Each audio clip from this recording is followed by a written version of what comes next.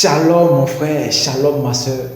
Sois béni dans le nom du Seigneur Jésus de Nazareth. Aujourd'hui, nous allons parler de la dernière ruse que le diable utilise pour te maintenir loin de Jésus de Nazareth. Je prie que Dieu même ouvre ton entendement spirituel afin que tu ne sois point distrait quand tu écoutes ce message ou ces messages qui sont passés. Je prie que Dieu même t'aide à partager à un frère, à partager à une soeur pour éveiller aussi sa conscience sur les ruses que l'ennemi utilise pour perdre son âme. Jésus est venu pour toi. Jésus t'aime. Il t'aime plus que toi-même. C'est pour ça qu'il s'est donné à la croix de Golgotha. C'est pour ça que son sang a coulé, pour que toi et moi, nous soyons sauvés.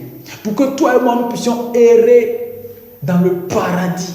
Pour que nos âmes puissent errer dans le paradis. Parce que le corps, il reste sur la terre ici. Le corps, les termites vont le bouffer. Mais ton âme ira éternellement, soit dans le feu de l'enfer, soit dans la joie du paradis. Alors mon frère, je viens t'exhorter pour que toi et moi, nous puissions aller dans la joie du paradis et non dans le feu de l'enfer. Nous avons vu depuis cette semaine les 5 ruses. Nous parlions des 5 ruses que le diable utilise pour te maintenir loin de Jésus de Nazareth. La première ruse, c'est la science qui démontre tout ce que est mauvais. La science te démontre qu'il faut l'accepter, c'est bon. Non, il ne faut pas tout accepter.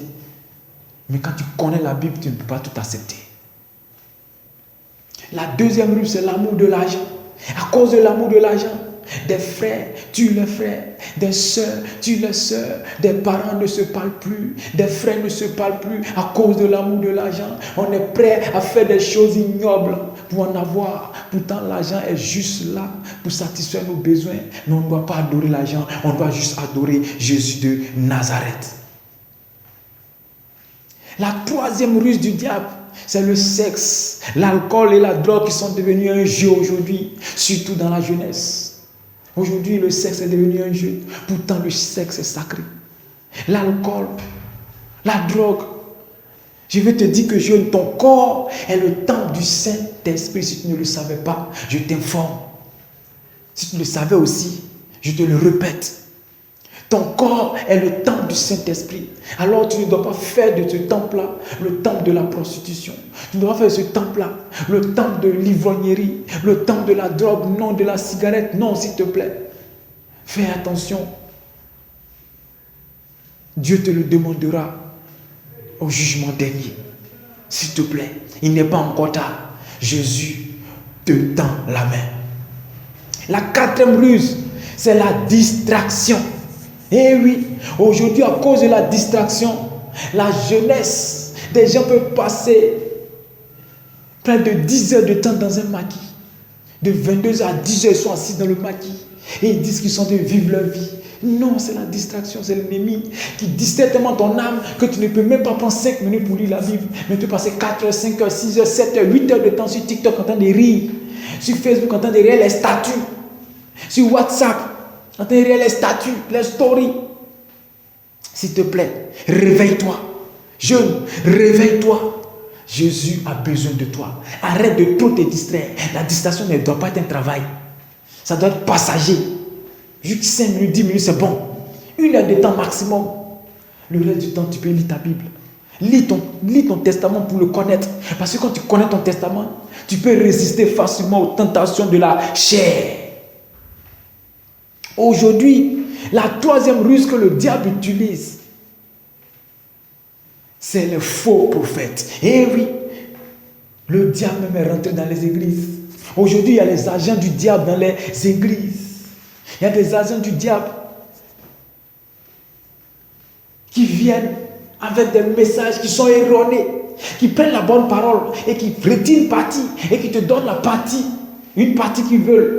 Et les gens, comme ils n'ont pas la connaissance, le Dieu dit dans sa parole que mon peuple périt par manque de connaissance. Parce que quand tu n'as pas la connaissance, quand tu ignores la vérité, on peut te mentir facilement.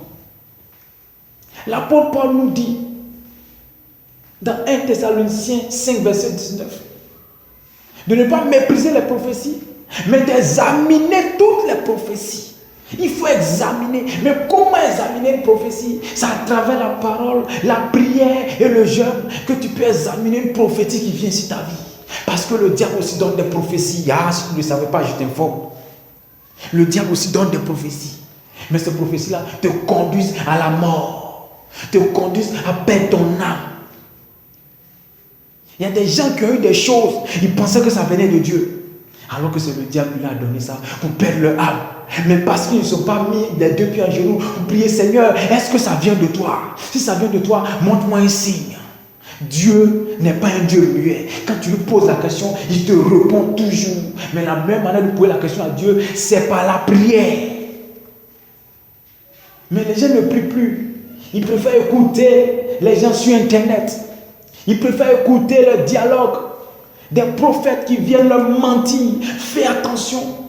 LJBOT TV vient te dire que la meilleure manière, tu es ton propre prophète. Parce que tu as la Bible avec toi. Si tu n'as pas de Bible, va acheter ta Bible, s'il te plaît. C'est juste 10 000, 12 000 pour les grandes Bibles. Pour les Bibles moyennes, 10 000, 8 000. Tu as un téléphone qui coûte 130, 200 000. Alors achète-toi une Bible, s'il te plaît. Elle va te sauver la vie. Ton téléphone va se gâter dans 6 mois. Ton téléphone ne sera plus à mode dans 6 mois. Mais la Bible ne changera point. La parole de Dieu ne changera point. Même quand tu vas vieillir, c'est cette même parole qui sera toujours là. Alors s'il te plaît, achète ta Bible et commence à méditer. Commence à prier aussi. S'il te plaît, jeûne. Il y a des gens qui ne peuvent même pas jeûner une journée. Ce n'est pas de votre faute, c'est la chair qui vous domine. Mais pour pouvoir dominer cette chair-là, pour pouvoir résister à la domination de cette chair, c'est par la prière, la méditation et le jeûne. Au début, ça sera difficile. La chair va lutter, mais continue, persévère. Et l'Esprit de Dieu va t'aider. Et quand l'Esprit de Dieu commence à habiter en toi, lorsqu'un faux prophète va t'envoyer un faux message, tu vas lui dire, monsieur, c'est pas ce que la Bible me dit. Alors, arrière de moi. Tu ne vas pas accepter toutes les paroles qui viennent, non. Tu vas analyser les prophéties avant de les accepter. Donc, voici les 5 ruses que le diable utilise le plus pour maintenir la jeunesse loin de Jésus de Nazareth, loin de son salut, loin de son sauveur, qui est Jésus de Nazareth. Pierre nous dit qu'il n'y a de salut en aucun autre que Jésus de Nazareth. C'est-à-dire, si tu n'as pas accepté Jésus de Nazareth, mon frère, tu ne peux pas avoir le salut. Il n'y a de salut en aucun autre. C'est dans Actes des Apôtres. Il n'y a de salut en aucun autre qu'en Jésus de Nazareth seul. Parce que c'est lui qui a versé son sang à la croix de Golgotha pour que toi et moi nous soyons sauvés. C'est lui qui t'aime plus que toi-même. C'est lui qui est prêt et te tend la main. Quel que soit le péché que tu as fait, il est prêt à te pardonner ce péché-là et à reprendre à zéro avec toi. Hier, l'ennemi t'a trompé, mais aujourd'hui, l'ennemi ne doit pas continuer à te tromper parce que LJBOT TV vient t'ouvrir les yeux, vient éveiller ta conscience sur les 5 ruses qui sont la science, l'amour de l'argent, l'alcool, le sexe et la drogue, la distraction et les faux prophètes. Tu le sais maintenant. Partage massivement ce message pour aider un frère, pour aider une soeur, pour éveiller la conscience d'un frère qui était endormi, pour éveiller la conscience d'une jeune soeur qui était endormie, qui ne savait pas que le diable utilisait ces 5 moyens-là pour la maintenir loin de son salut, pour la maintenir loin de son sauveur, pour perdre son âme, pour l'aider à revenir à la maison, pour l'aider à revenir sur Jésus de Nazareth. Shalom à vous. Et si Dieu le permet, nous allons aborder encore d'autres sujets dans les jours à venir. Que Dieu reste ton pilier, ton bouclier. Et n'oublie pas, il te tend la main. Il n'est pas encore tard tant que tu vis.